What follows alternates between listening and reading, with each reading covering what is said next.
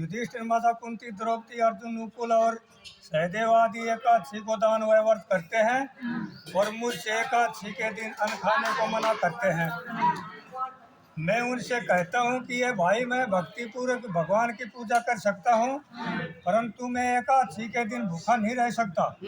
इस पर व्यास जी बोले, हे भीमसेन, यदि तुम नरक को बुरा और स्वर्ग को अच्छा समझते हो तो प्रत्येक माह की दोनों एकादशियों का अन्न न खाया करो। इस पर भीमसेन बोला, हे पितामह, मैं आपसे पहले ही कह चुका हूँ कि मैं एक दिन एक समय भी भोजन के किए बिना नहीं रह सकता।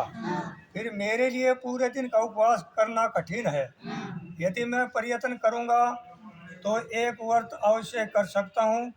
अतः आप मुझे कोई एक व्रत बतलाइए जिससे मुझे स्वर्ग की प्राप्ति होए। श्री व्यास जी बोले, हे वायुपुत्र, बड़े बड़े ऋषि और महर्षियों ने बहुत से शास्त्र आदि बनाए हैं कि मनुष्य को दोनों पक्षों की एकादशी का व्रत करना चाहिए, इससे उन्हें स्वर्ग की प्राप्ति होती है। श्री व्यास जी के वचनों को सुनकर भीमसेन नरक में जाने के कारण अत्यंत भयभीत हुए और लता के समान कांपने लगे। वह बोले, हे पितामह, अब मैं क्या करूं, क्योंकि मुझसे ये व्रत नहीं हो सकता। अतः आप मुझे कोई एक ही व्रत बतलाइए जिसे मेरी मुक्ति हो जावे। इस पर व्यास जी बोले, हे भीमसेन, कृष्ण और मिथुन संक्रांति के मध्य में जेठ माह के शुक्ल पक्ष की एकादशी होती है, उसका नाम निर्जला व्रत करना चाहिए। इस एकादशी के व्रत में स्नान और आचमन में जल वर्जित नहीं है, लेकिन आचमन 3 मास से जल से अधिक जल नहीं लेना चाहिए। इस आचमन से शरीर की शुद्धि हो जाती है। आचमन में 7 मास से अधिक जल मदपान के समान है। इस दिन भोजन करने से व्रत नष्ट हो जाता है।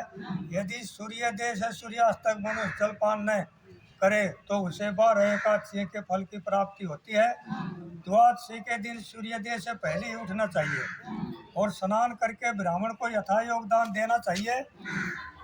इसके पश्चात भूखे ब्राह्मण को भोजन कराना चाहिए। तब पश्चात समय भोजन करना चाहिए। इसका फल संपूर्ण एकादशियों के फल के बराबर है। हे भीमसेन, समय भगवान ने मुझसे कहा था कि इस एकादशी का पुण्य समस्त तीर्थों और दोनों के पुण्य के बराबर है। एक दिन निर्जल रहने से मनुष्य सब पापों से मुक्त हो जाता है। जो मनुष्य निर्जला एकादशी का व्रत करते हैं उनको मृत्यु के समय भयानक यमदूत नहीं दिखते। उस समय भगवान विष्णु के यमदूत स्वर्ग से आते हैं और उनको वृषभ विमान पर बिठाकर स्वर्ग ले जाते हैं। अंत संसार में सबसे श्रेष्ठ निर्जला एकादशी का व्रत है। अतः यत्न पूर्वक इस एकादशी का निर्जल व्रत करना चाहिए। उस दिन ओम नमः भगवते वासुदेवाय मंत्र का उच्चारण करना चाहिए। वासुदेव जी के ऐसे वचन सुनकर भीमसेन ने निर्जल व्रत किया। इस एकादशी को भीमसेनी या पांडव एकादशी भी कहते हैं। निर्जल व्रत करने से पहले भगवान की पूजा करनी चाहिए और उनसे विनय करनी चाहिए कि मैं दूसरे दिन भोजन करूंगा। मैं इस व्रत को श्रद्धा पूर्वक करूंगा, इससे मेरे समय सब पाप नष्ट हो जाएंगे। इस दिन एक बड़े वस्त्र से ढककर श्रवण सहित दान करना चाहिए। जो मनुष्य इस व्रत को दोपहर में स्नान व तप आदि करके श्रवण का दान करते हैं उनको करोड़ों फल श्रवण के दान का फल मिलता है। जो मनुष्य इस दिन यज्ञ होम आदि करते हैं उसका फल वर्ण भी नहीं हो सकता। इस निर्जला एकादशी के व्रत से मनुष्य विष्णु लोक को जाता है। जो मनुष्य इस दिन अन्न खाते हैं उन्हें चांडाल समझना चाहिए, वे अंत में नरक में जाते हैं। घृणा, त्यारे, मदपान करने वाले, चोरी करने वाले, गुरु से देवश करने वाले, असत बोलने वाले इस व्रत को करने से स्वर्ग की प्राप्ति होती है। एक कुंती पुत्र, जो पुरुष या स्त्री इस व्रत को श्रद्धापूर्वक करते हैं उनका निम्नलिखित कर्तव्य है। उन्हें सर्वप्रथम विष्णु भगवान की पूजा करनी चाहिए, तब पश्चात गौ का दान करना चाहिए।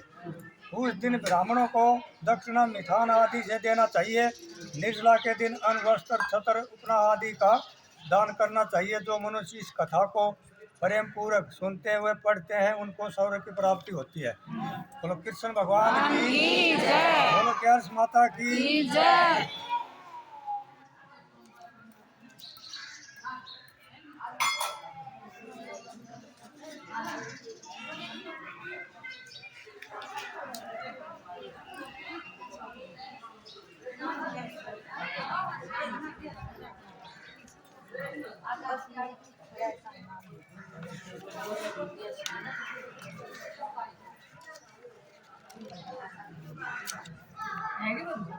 देश होए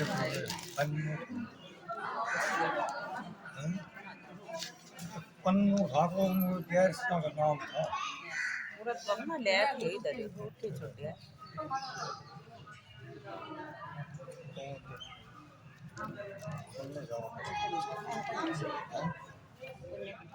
कम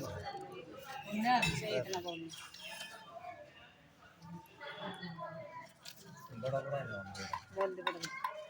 उत्पन्ना भोगदा सफला उत्तरदा सर्तिला जया विद्या अमल पापमोदनी कामदा वर्धनी मोहनी अपरा निर्जला योगिनी देवसनी कामदा उत्तरता अजा परिवर्तनी रमा देवध्यान बंदनी बोलो कैलाश माता की।